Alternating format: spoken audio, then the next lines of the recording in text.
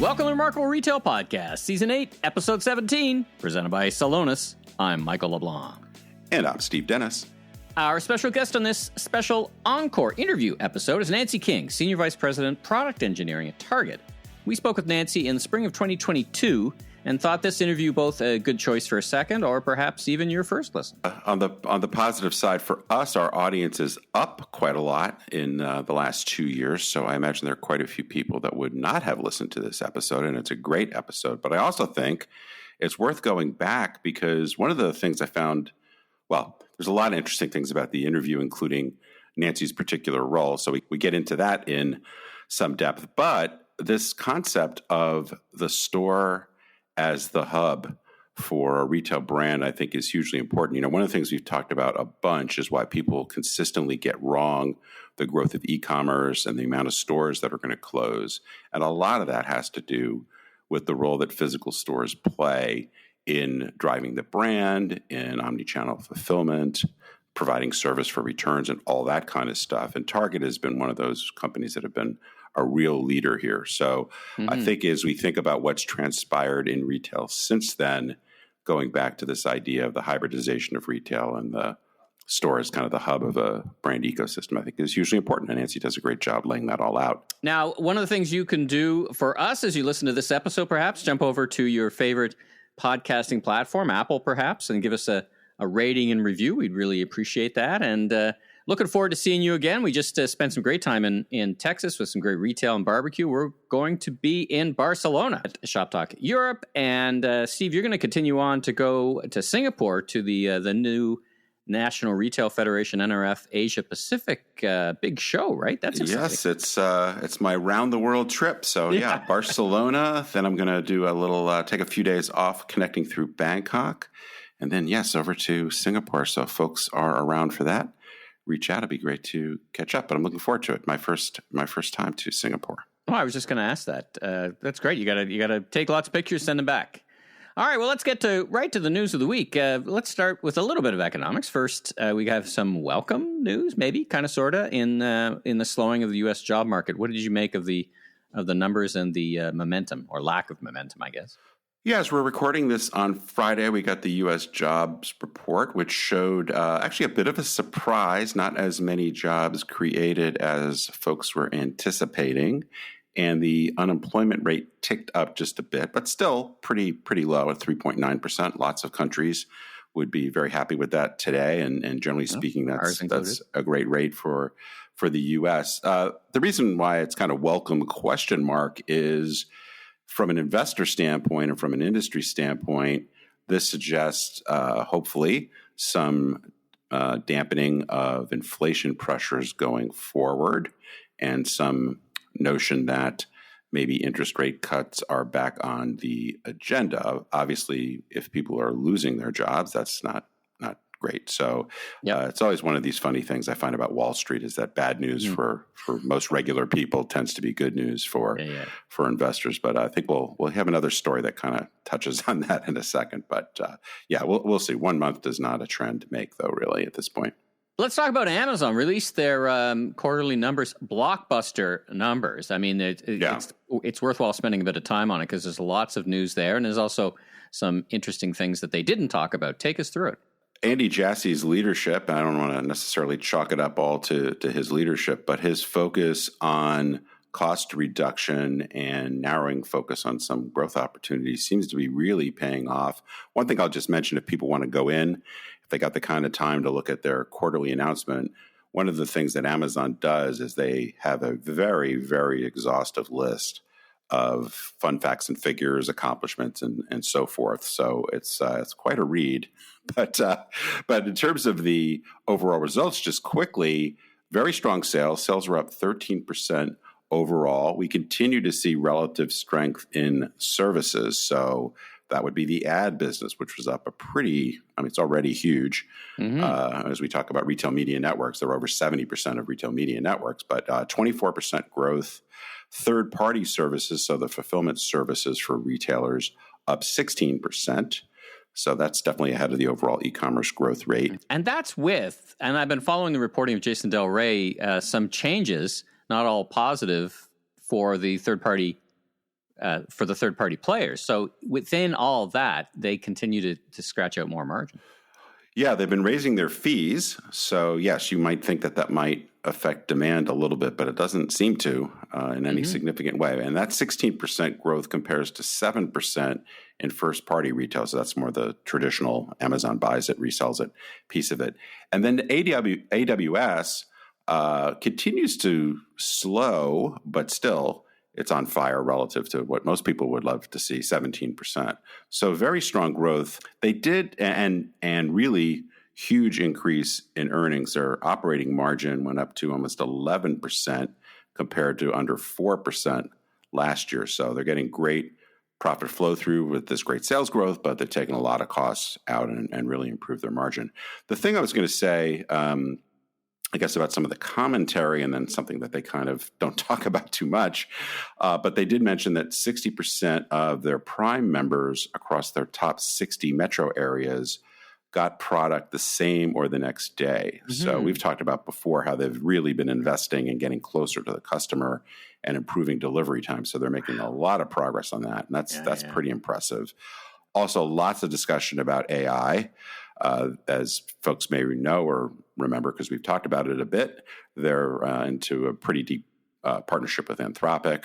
So, but just talking about AI pretty much across the board. What they didn't really talk about too much is the ads business, which I continue to think that they don't want to showcase it too much because it kind of takes away from the technology investment, even though obviously technology is important to ads, but it's got to be just an incredible profit driver and cash flow driver because the margins are really, really high on ads because you're basically leveraging the traffic to the retail site for the most part, or now they're getting a lot of growth in inserting ads into their subscription services as well. So it's just huge growth, huge profits, but they seem to kind of want to bury the lead a little bit there. But anyway, great strength.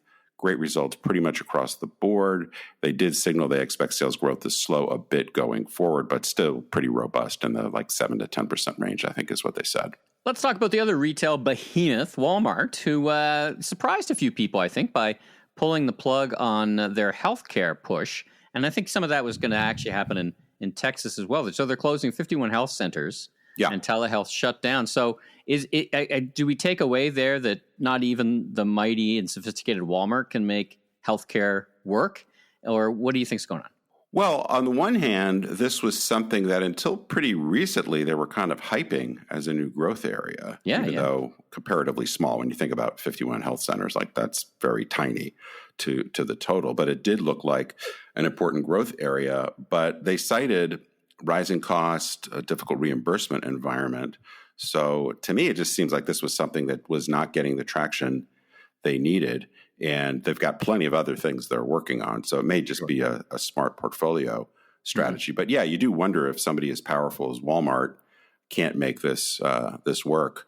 What does that mean for some other folks like the CVSs and Walgreens and Boots of the world that are trying to push into this area? So, but on the positive side, or better news, better news, better goods. In fact, Walmart announced a big new move in private label grocery. They're launching a new food brand called Better Goods. Now, they have had, some folks will probably know, they've had this great value brand, which was really not very sexy, not a lot of branding, just kind of opening price point value just brand, as you might guess by the name. And great value, as it turns out, it's right there in the name. Yeah. But this is their largest, they claim, their largest food launch in 2 decades.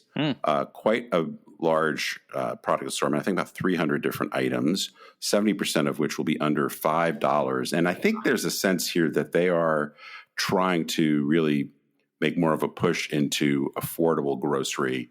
When you see what Target's been able to do with their private branding, Aldi, Lidl, which are essentially Trader Joe's, which are essentially exclusively Aldi and Lidl. Yeah. So when you look at the price points, in Trader Joe's case, more of an upscale position, Target upscale position at low prices, Aldi and Lidl, a little bit below that, but still offering great value at very good price points.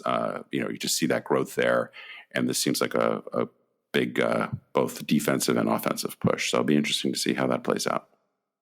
Let's talk about Starbucks. We're into the big behemoths of retail and food service here. Now, the cost of coffee beans has been skyrocketing. I think that has something to do with how pricing rolls out. But their same-store sales declined by 4%, and so that's kind of a surprise. And tell me what you saw deep within the tea leaves, or the coffee beans, I guess, with Starbucks.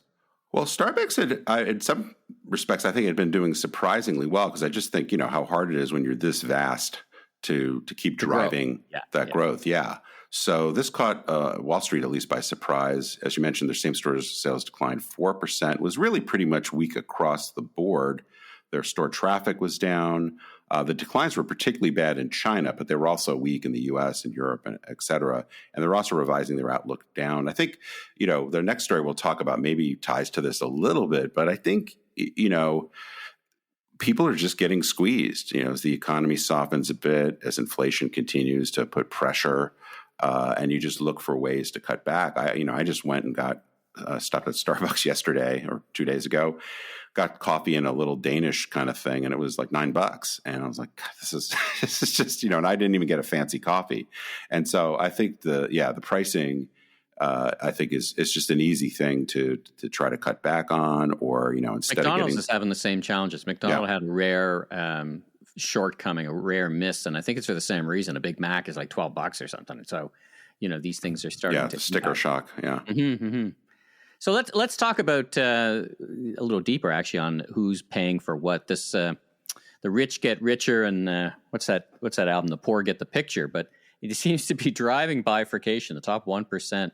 Let's talk about them. And we've been talking about this affordable luxury slowdown. Right. That there's a segment, super luxury, whatever we want to call it, that is not touched. In fact, the numbers are coming out that kind of prove that, in fact, not just being touched, but actually growing. Talk about that. Well, the trend of this bifurcation in general has been pretty extended, particularly in some countries around the world, the U.S. for sure. There were some new stats that came out for the U.S. which talk about the wealth gap in particular. So one of the things I know from spending time in luxury is that while discretionary income is important, actually what's going on in the stock market or housing prices, just general wealth, tends to be a pretty big driver as well. So as we've talked about multiple times, we're seeing the really, really kind of uber luxury brands generally doing very well. The accessible luxury, not quite so much. And then as we go down through the price points and economic ladder, you see a lot of pressure where I've even heard people talking about whether the U.S. or other countries are in recession. There's definitely a lower income recession. But specific to the rich getting richer, this report said that the top 1% of wealth have experienced a 49% surge in wealth in just a couple of years. Wow. And today, the top 10% control about 87% of stocks, and the top 1% own half of all individual stocks. So as the stock market, just as we're recording this today, the stock market's up quite a lot, and you keep seeing these great gains. So much of that is concentrated in relatively few people. So, that drives the yacht purchases and a lot of the luxury homes and all that other kind of stuff. But, a lot of the other people are struggling a lot more. So I think that helps understand which brands are better positioned for growth and which ones are going to have more struggles, particularly if we do see some signs of further slowdown. It's interesting when you said kind of recessionary. Are we in a recession? Greg Hicks, CEO of Canadian Tire, has been a guest. I saw him speak, and he talked about a discretionary spending recession amongst many people. So, the economics, you look at the economics, traditional economics, we're not in a recession, but people are certainly watching what they spend and focusing on more on what they need. All right, let's take a turn over into the Wobbly Unicorn Corner. There, I said corner. I got it right this time. Improvement. Continuous improvement. Continuous improvement. 8 seasons in, I finally get what you're talking about. All right, let's talk about Peloton. Unfortunately, this is we'll have to end with some good news, but definitely more bad news at Peloton. We've been talking about them for the past couple of years. They had this great rise up during 2020, in particular, during the depths of the COVID crisis, but it's been pretty much a roller coaster down for them. They just reported another terrible quarter. They just reported more layoffs. I think it's like their fifth round of layoffs in the last 18 months or so. Their CEO is leaving. So yeah, it's just, they continue to struggle. I still feel, I think folks might possibly remember I had a prediction last year that Peloton would get acquired. I think it is very much this cliche of catching a falling knife. There's still a lot of downward trajectory. They're still generating very significant cash outflow. They're starting to come up on some debt payments. So there's a lot of bad news undercurrents there. But it feels to me like there's still a core of something good if they can really right-size this thing and continue to get more focused. But let's just say that is definitely not happening yet. And then another one of our, well, mine anyway, favorite brands to wonder what the heck is going on is with Wayfair. The stock market actually didn't seem to be very bothered, but what to me looked like another disappointing quarter. Their sales were down a little bit, not terribly, but they had another big quarterly loss. And so this is a brand that's almost 20 years old, that has annual revenues, I believe, in the vicinity of $8 billion, I think, coming maybe even a little bit more, that still hasn't come close to making a profit other than kind of a couple of quarters during the weirdness of COVID. Yeah. So I don't know. I look at this business and they've taken costs out, which is good. They've made some progress on getting closer to breaking even. But the bottom line here is their prices are too low. I think almost all of the issue here is, or not all the issue, but a big part is their gross margin is just too low for this to be a business that makes a reasonable profit. But the problem is, they're not likely to be able to get their cost of goods down that much. It's really a pricing issue. And if they raise their prices, probably is going to have a further effect on revenue. So I personally feel like they've really backed themselves into a corner, and it's not clear to me how they get out. But anyway, Wall Street didn't seem to be too bothered by what I think is a pretty weak quarter.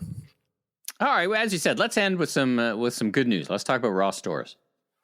Well, it turns out, and I don't know if you're sitting down for this, physical retail still not dead. Wow. Yeah. You know, all those stores we talked about last week, they're going to close. Well, apparently they won't be Ross stores. There you go. Little applause yes. For retail stores. There you go. Well, we continue to see, and I do wonder, I have to say, I do wonder how high is up for the off-price segment, because we continue to see TJX brands opening quite a lot of stores, Burlington Coat Factory, and Ross Stores, one of the big players as well. They've announced that they're going to be opening more than 2 million square feet of retail space in 2024. Now, if you want to do a little bit of math on how many stores that is, we'll let you do that. But that's adding lots and lots of square footage. So, some companies, it turns out if you have a remarkable value proposition and you execute well, you may actually be able to continue growing your top line and make money and open stores. Well, that's a great message to leave this episode or this segment of the episode on. Let's hear from our presenting sponsor, Celonis, before we get to our great interview with Nancy King from Target. Want to ramp up speed and productivity for your entire retail operation? In the Celonis Process Mining for Dummies Handbook, we show you how Celonis process mining technology, enhanced with process intelligent AI, can help you streamline performance across your entire retail business so you can drive lasting value from end to end. That means purchasing, supply chain, omni-channel execution, merchandising, and customer service processes, all managed and optimized through one powerful software solution. To get your free copy of Process Mining for Dummies and see how it's generated millions in value for brands around the world like Aldi, Globus, and Edeka, head to celonis.com/remarkableretail. Well, Michael and I are excited to welcome Nancy King from Target to join the podcast. How are you today, Nancy? I am doing well. How are you? I'm doing pretty well. We usually like to start out by just having the guest tell us a little bit about themselves, their professional journey, and your current roles and responsibilities. And I have a bonus question about part of your title, which I'll come back to in a second. Sounds great. So I am the SVP of Product Engineering at Target. And so product engineering is really all about building the tools, the technologies, the capabilities that power both our team member experience at Target and the guest experience. So think of everything from Target.com and our flagship mobile app to the POS register in stores, to our HR system that helps determine schedules for our stores team member, and all of the technology in between that. My teams spend their time creating world-class solutions that power Target strategy and our future shopping experience. I have had the privilege of being at Target for 16 years now, always in our technology group. And prior to Target, I spent 6 years at one of the big consulting firms, traveling the U.S. And getting some great experiences that led me to Target. As you know, and some of our audience might know, you and I were sharing the stage at Shop Talk a little while back, and we had a great discussion that we're going to build on today. But when I was telling people about my session and people were asking who was part of the panel, I said, well, we've got this woman from Target. She's the Senior Vice President of Product Engineering. And just about everybody said that they had never heard that product engineering title for a retailer. Is that something unique to Target or something that perhaps we just have not noticed? I would say it's a bit of both. 2015, in the fall of 2015, Target made a substantial investment into our engineering and technology practices. And at the time, we moved from what was a very traditional back office corporate IT function to an engineering destination. And with that, we moved into a product model. We embraced agile methodologies or agile methods. And when we did that, we moved into a product construct. And so traditional corporate IT, other retailers don't often operate in a fully bespoke product model, but that's what we do. And so to that extent of product engineering, it really means all of the capabilities and all of the software that we build is organized into logical domains that are autonomously cultivated and grown through software development in a product model. So think Apple, Facebook, all of the traditional tech companies that everybody brings to mind, they operate in a product model, and that's fairly well known. Many retailers haven't moved forward in the evolution of technology to the extent that they operate in that same model. Typically when we have guests, Nancy, we have them spend some time explaining the company that they work for. But I think Target, it's fair to say, doesn't need any explanation. So let's spend the time talking about this tremendous momentum that Target has. You're just lighting it up in the past few years. I mean, you've been with the brand for a while. You've seen many cycles. It's a fairly mature brand, one could say, but you wouldn't know that from the results and the amazing work you're doing.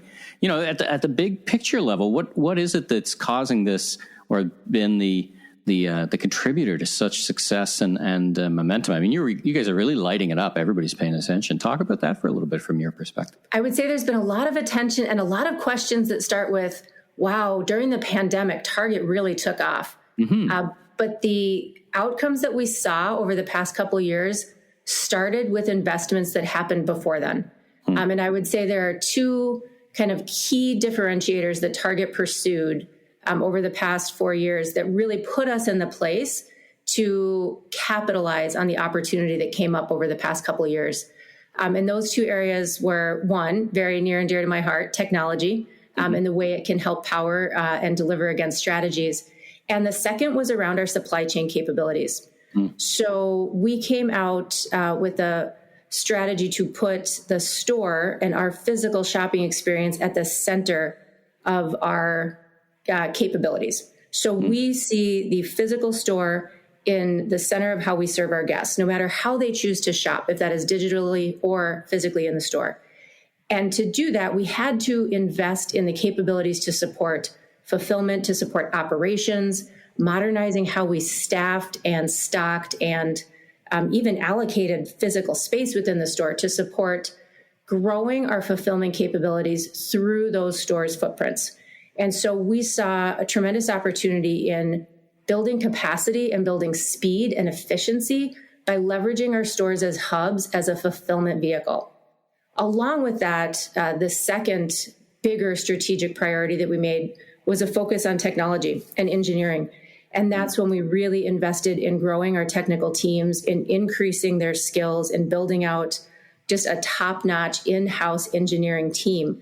Like I mentioned previously, we adopted new principles. We created a very intentional architecture to let our capabilities move forward at the pace of change of disruptive retail, and honestly at the pace of guest expectations, because shopping patterns were being incredibly disrupted, and we needed to be able to move faster and at the scale of Target in a way that we hadn't before. And so being able to change our technology practices and how we brought software to life gave us the opportunity to respond very quickly when the disruption of the pandemic happened, and everybody's shopping habits changed. And all of a sudden, what we were used to seeing on Cyber Monday from a volume perspective was a Tuesday afternoon as people across the U.S. were looking for toilet paper and hand sanitizer.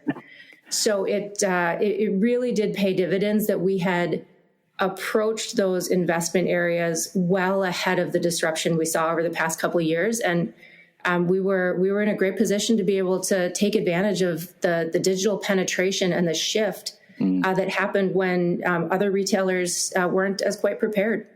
It's that last point that I find so fascinating, because, as you describe it, it's we have to take our minds back to pre-pandemic, the before times when, some of the decisions you were making, for example, the big focus on stores, were not as, not everyone was making those same decisions. It's almost you had a supernatural ability to see forward. What was there an epiphany in the business that said, listen, we think, again, pre-COVID, that this is the direction it's going, and we're convinced that this is the way. And then, how does an organization get so aligned? That's a lot of work to get, you must need to align the culture to achieve all that. And in the expectation or the anticipation of that being the final outcome, was there a single epiphany, or did it develop over time? You were part of it. How did it evolve? Mm-hmm. I would say it was a bit of an evolution, but you hit on two pieces there that I think were key to it. The first one was that we put the guest at the center of all of our strategic choices, all of our planning activities, and how we operate. And by having the guest at the center, it became clearer as we were working on capabilities that channel shift was real. Shopping expectations were changing. And while everyone was talking about omnichannel, and we were certainly embracing omnichannel, it really meant something different to pull the friction out of a shopping experience so it truly was omnichannel. So there weren't strategic or financial incentives to try and get a shopper to shop in a certain way or get a product delivered in a certain way. We had to have the flexibility and the operational scalability to deliver a product in whichever way the guest wanted, despite however they chose to buy it. And decoupling those two things, the purchase and the delivery, the flexibility of that gives us the opportunity to meet the guest in whichever way they want to shop and in whichever way they want to receive the product. The other piece you hit on there was culture, because it takes a lot to move a really large company like Target through agile thinking and test and learn. We heard test and learn a lot at Shop Talk last week. But what that really means is comfort with failure and comfort with being less than perfect, and putting something out there that you think is right and knowing that some part of it is going to be wrong, and being ready to very quickly respond to that. And I would say what we've seen over the past couple of years is this tremendous shift to embracing agile thinking and not aiming for perfection, aiming for a best first step, and then letting the guest give us the feedback to guide where those next steps after that go. Yeah, it's so interesting. And one of the things, and Michael kind of touched on this, but that you guys really went against, I think, the prevailing wisdom, this idea that physical retail, I think everybody kind of agrees the retail apocalypse thing is kind of silly, but certainly there was this pull that you really should be investing less in stores and more in all things digital. And you guys really chose to do both, which I think is really quite amazing. I kind of wish it wasn't so special, because I think a lot of companies are probably kicking themselves if they didn't get started earlier. But one of the things I'd love to do is go a little bit deeper on this stores as hub concept in terms of what that really means. You and I were chatting about how, in getting ready for Shop Talk, that I personally didn't I didn't witness some of these changes in the Target store. And my sense is you did a lot of things in the back office. But could you just talk about what it's taken to go from a place where you've got 20% of your products being ordered online, but something like 96% of products being fulfilled from store, particularly when stores that were largely built for kind of a singular purpose, and now they're playing all these different roles. Can you just kind of get into some of the details about how that actually works? A lot of that has been powered through technology and operational changes. I would say the two things together, people and the process and tech that they use. So when you think about stores as hub and you think about the stats you just shared, there is a tremendous amount of change within the store, within team member roles in the store, and within the tools they use to make that happen.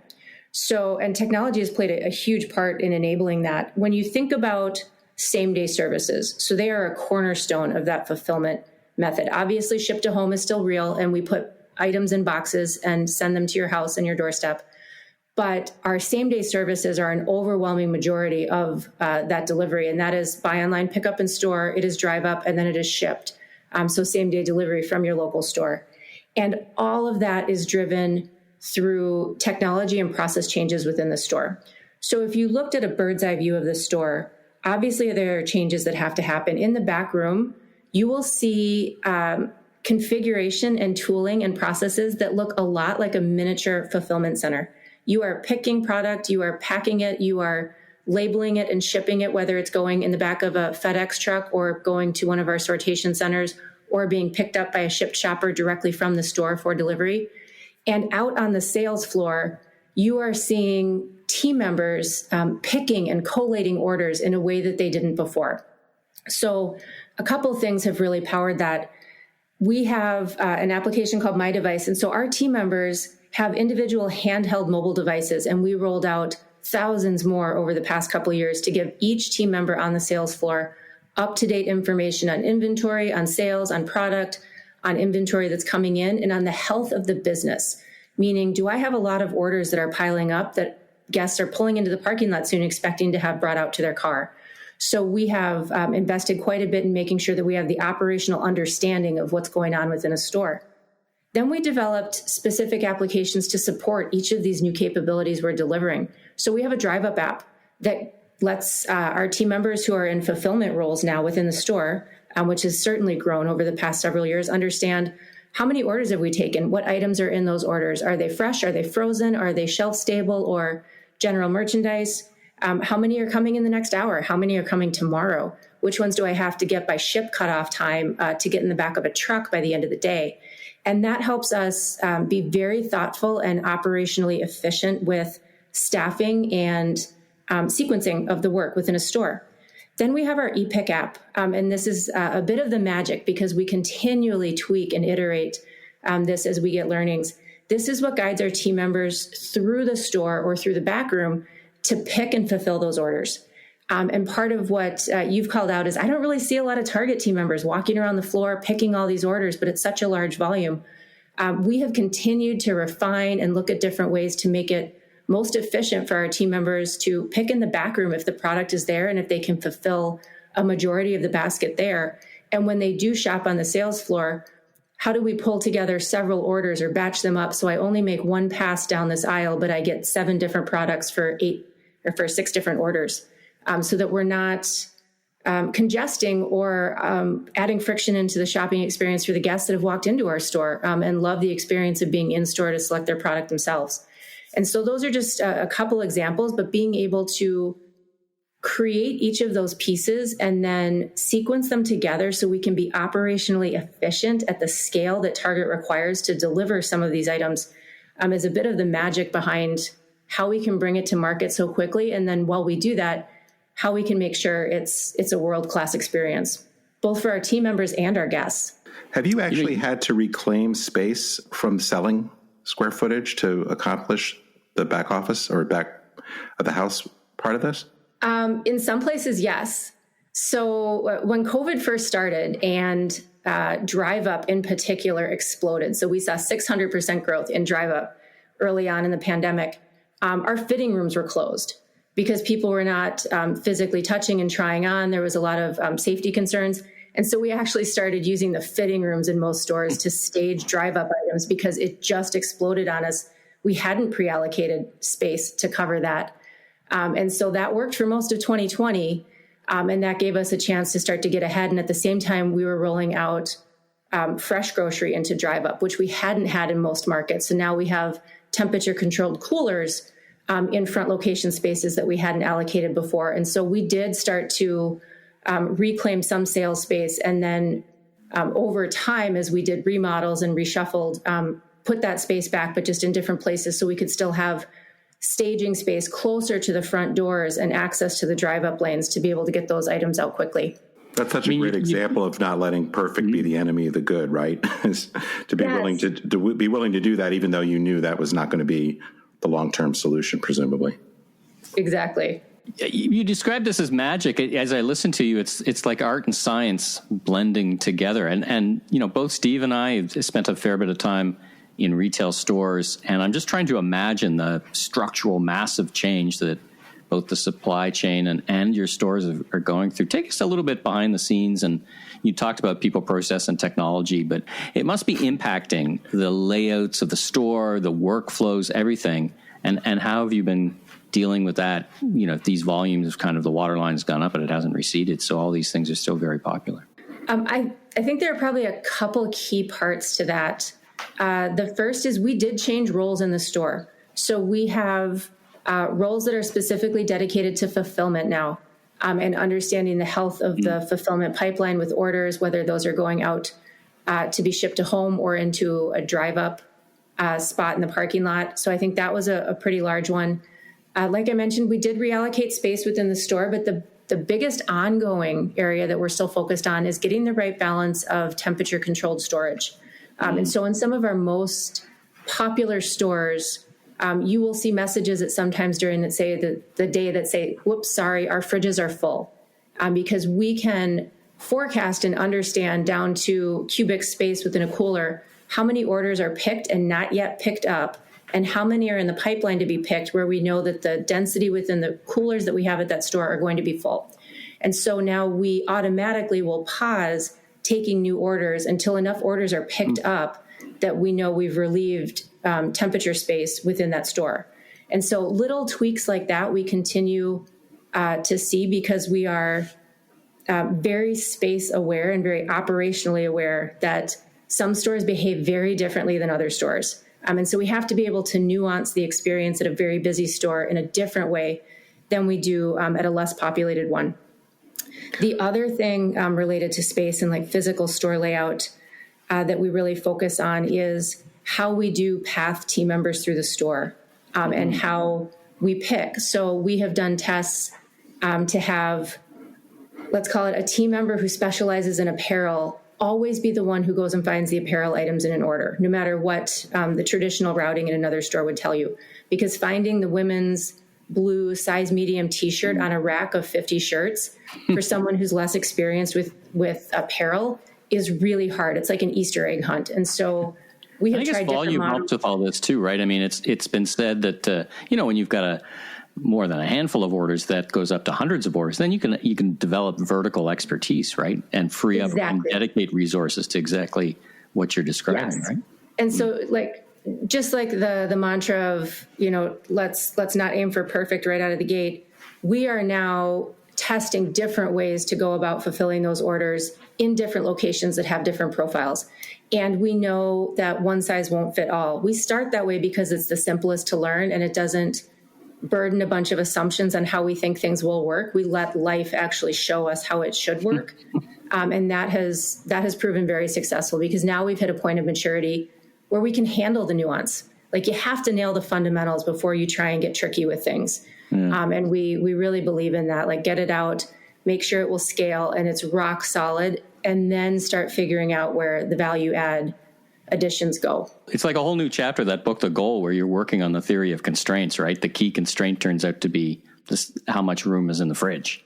Yes. Right? As one of those things that probably didn't, I don't know if it would have occurred to everyone at the beginning of the process. Well, it's funny because When 2020 started, we had plans to roll out Drive Up across the nation in a very different pace. It was going to take most of 2020 into a little bit of 2021. And we had lots of discussion on coolers and the cost of coolers and where to put them and where to reclaim space. And then the pandemic hit and safety was number one for everyone. And people needed Drive Up to get their food for that week.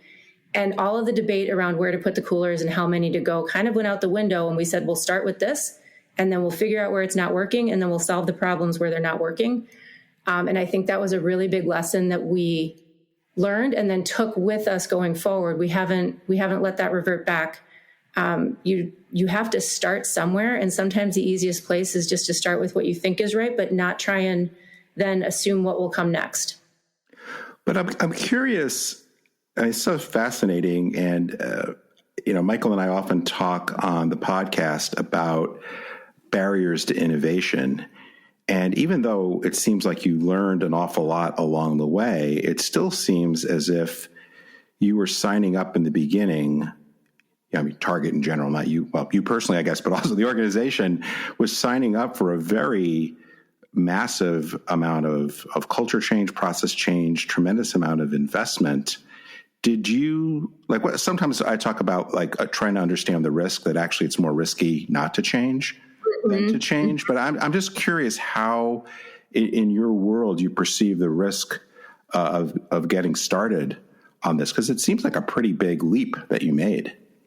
Yeah, I would say, again, it started before the pandemic. And when I think about technology specifically that started to drive some of the operational change, Target used to be very focused on flawless execution and making sure every store was perfect. When we started to make the changes in technology that we did 7 years ago, it was because we knew that technology would play a significant place in business strategy and advancing capabilities forward. And doing nothing was riskier than doing something, even if something wasn't perfect. We made significant changes in October of that year, which in the retail season is when you're kind of shutting the doors and getting ready to lock down for peak season. Sure. Because we recognized that we needed to make that change. The difference is we have the agility so that if we do make a change and it's not right, we can quickly respond to that and fix it. And if you can't have one without the other, you can't be ready to place big bets if you don't have the ability to quickly change and respond to what you learn when you place that bet. And so I think it's both of those pieces together from a technology, but also from an operational perspective and a business perspective in how we work together. Those three pieces at scale, at the scale of Target, always have to be working in concert to really make any big change successful. On behalf of Steve and I, really wanted to thank you for joining us on Remarkable Retail Podcast. It's been just such an insight into what is a phenomenal retail story, probably one of the most impressive stories coming out of the COVID era. So once again, Nancy, thanks for joining us. Thank you for having me. It has been my pleasure. Thanks for tuning in. New episodes of Season 8, presented by Salonis, will air every Tuesday. Be sure and tell your friends and colleagues in the retail industry all about us.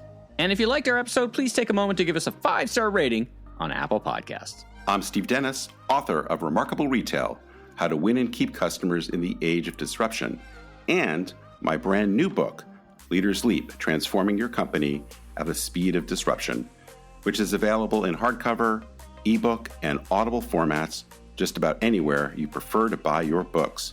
You can learn more about me, my consulting, and keynote speaking at stephenpdennis.com. And I'm Michael LeBlanc, consumer retail growth consultant, keynote speaker, and media entrepreneur. You can learn more about me on LinkedIn. Safe travels, everyone.